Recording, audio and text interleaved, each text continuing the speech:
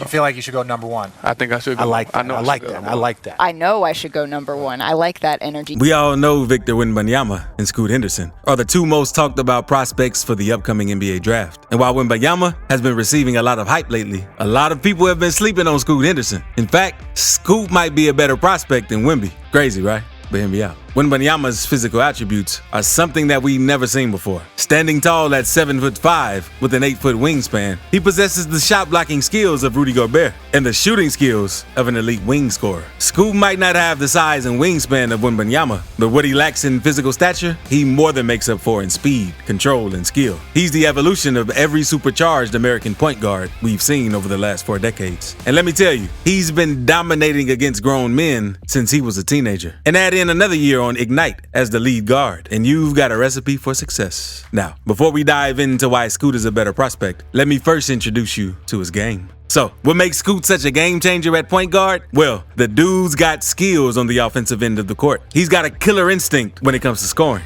and he's not afraid to take the big shots when the game's on the line. But it's not just his offensive game that makes him special. Scoot's also got the chops to be an immediate starter on any team in the league. And don't just take my word for it, take a look at his resume so far. In his debut G League season, at the age of 17, Henderson was able to average an impressive 14 points per game against other professionals who were grown men. That's no easy feat, especially for a young player who's still learning the ropes. Scoot is already drawing comparisons to Russell Westbrook, but what sets him apart is his legal mid-range jumper that can halt in an instant. Some reports suggest that Henderson's jumper is even better than Westbrook's, which is a terrifying thought. I mean, can you imagine how great Westbrook would have been in his prime with a better jumper? But that's not all. When it comes to attacking the basket, Henderson is a downhill machine. His speed is absurd, and he's got incredible body control and agility that allows him to weave in and out of defenders with ease. And when he gets to the rim, he's got the power to finish through contact like it's nobody's business. In the half court, he's got a blazing first step that allows him to blow by defenders and get to the rim with ease. And when defenses try to collapse on him, he's got the vision and passing ability to find his teammates for easy buckets. So while Wemby might be the clearer number one pick right now, there are several reasons why Scoot might just be the better pick over Wembanyama in the 2023 NBA Draft. Guards are better than big men. First, guards are more of a sure bet than big men. We all know that big men have been the backbone of NBA teams for decades. Legends like Bill Russell, Wilt Chamberlain, Tim Duncan, and Shaquille O'Neal have dominated the league with their towering presence and incredible skills. And in recent times, we've seen the likes of Nikola Jokic and Joel Embiid continue this tradition of dominant big men in the NBA. But the game is evolving, and so are the tactics of the team. The last few years have shown that having a lead guard at the top of the draft can be a game changer for the team. Don't believe me? Let's look at some recent top 3 comparisons. LaMelo Ball versus James Wiseman, Ja Morant versus Zion Williamson, and Luka Doncic versus DeAndre Ayton. In each of these cases, the big man went first, but the lead guard quickly became the better NBA player. And this year, we saw it again. Jaden Ivey, the number 5 pick, had a better rookie season than Chet Holmgren, who was out for the year. Also, Evan Mobley was a top pick in the 2021 draft. But this season, Cade Cunningham and Jalen Green have really been showing up and showing out. It's the development that NBA teams should consider before taking Victor Wembanyama as the number 1 prospect and discounting Scoot Henderson out of hand. Championship teams need a primary ball handler.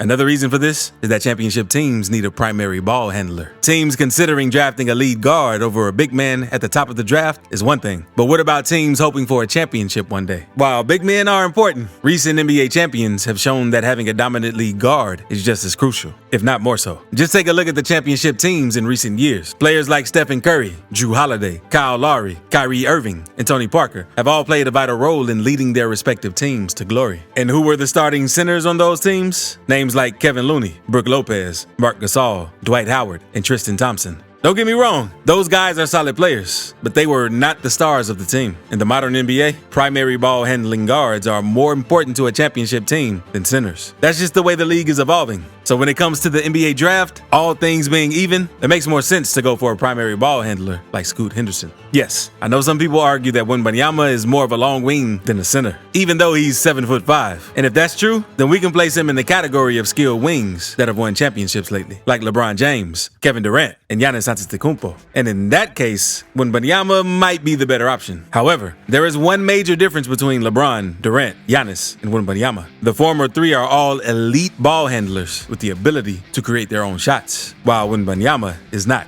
Yes, he's an excellent shooter and has good footwork, but he still needs a guard to set him up. H to H meeting. The debate on who's better between these two started way back in October 2022 when they faced each other in an exhibition match held in Henderson, Nevada. And boy, did they put on a show. Both of them were on fire that day, but at the end of the game, it was Henderson's G League Ignite who came out on top with a thrilling double overtime win against Wembanyama's Metropolitans 92, 122 to 115. Wembanyama led all scorers with a whopping 37 points and even helped his team come back from a 19-point halftime deficit. That's no easy feat. Scoot, on the other hand, may not have scored as many points as Wembanyama, but he still managed to put up an impressive 28 points, 9 assists, and most importantly, he got the win for his team. And let's be real, winning is what matters most in the game. Now I know some of you might be saying, but it's just an exhibition game. You can't compare the talent of a G League team to a professional French team. And you're right, it's not a fair comparison. But at the end of the day, Henderson still got the win, and that counts for something, doesn't it? Plus, we have to remember that we're talking about the future here. Both of these guys are expected to enter the 2023 NBA draft. And when it comes down to it, teams are going to want players who know how to win. Now to what most of us have been talking about, their frame, physique.